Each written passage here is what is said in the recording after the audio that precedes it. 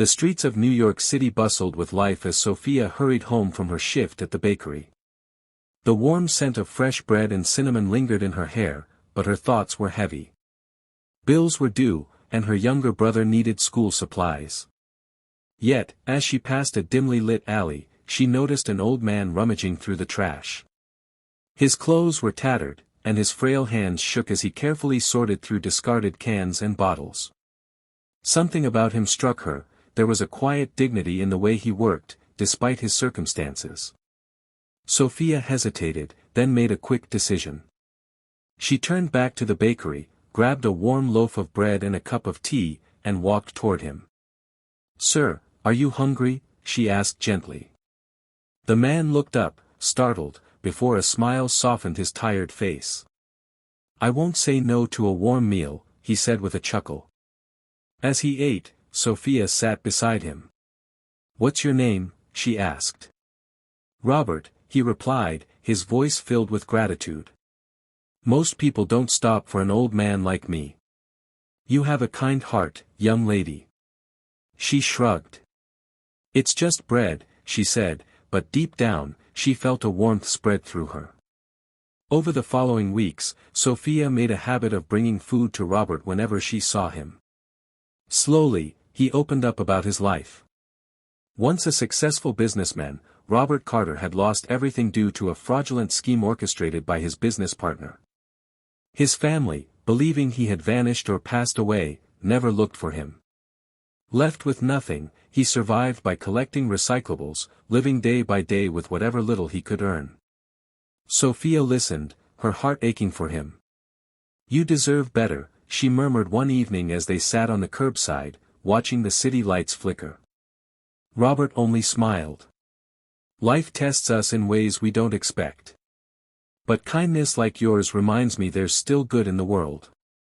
One evening, as Sophia handed Robert his usual meal, she noticed a small, old locket hanging from his neck. "That's beautiful," she said. Robert held it between his fingers. "It belonged to my late wife. My grandson gave it to me when he was a boy." Sophia's heart warmed. "He must have loved you a lot." Robert nodded, his eyes distant. "He did. But it's been years since I've seen him."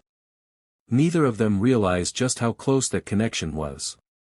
Across the city, in the towering headquarters of Carter Industries, CEO Alexander Carter sat in his office, staring at an old family portrait. He ran a hand through his hair, frustration evident. His grandfather, the man who had raised him after his parents died, had disappeared years ago. Despite hiring private investigators, there was no trace of him. "I wish I could find you, Grandpa," Alexander whispered, looking out at the city skyline. One evening, Sophia found Robert looking unusually weak. Worried, she insisted on taking him to a nearby clinic. She paid for his checkup, despite her own financial struggles. As he rested, a doctor noticed the locket around his neck. "That crest, that's the Carter family emblem." "Do you know who he is?" the doctor asked, shocked. Sophia blinked. "He's Mr. Robert, why?" The doctor's eyes widened.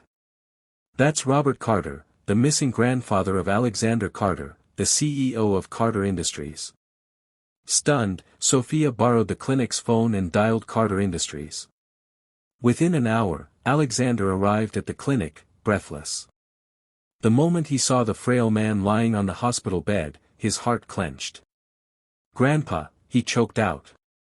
Robert turned his head, his weary eyes filling with tears. "Alex, my boy." They embraced, the years of separation melting away in an emotional reunion. Alexander vowed never to lose him again. Days later, Sophia was at the bakery when a sleek black car pulled up. To her astonishment, Alexander and Robert stepped out.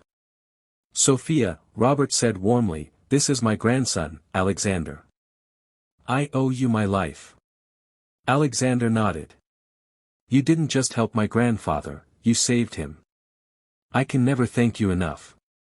As time passed, Alexander found himself drawn to Sophia. Her kindness, her humility, Everything about her was different from the world he knew. Before long, admiration turned into love. One evening, under a starlit sky, he knelt before her. "Sophia, you showed kindness without expecting anything in return. I've never met anyone like you. Will you marry me?" With happy tears in her eyes, she nodded. "Yes, Alexander. 1,000 times, yes." The wedding was grand yet intimate.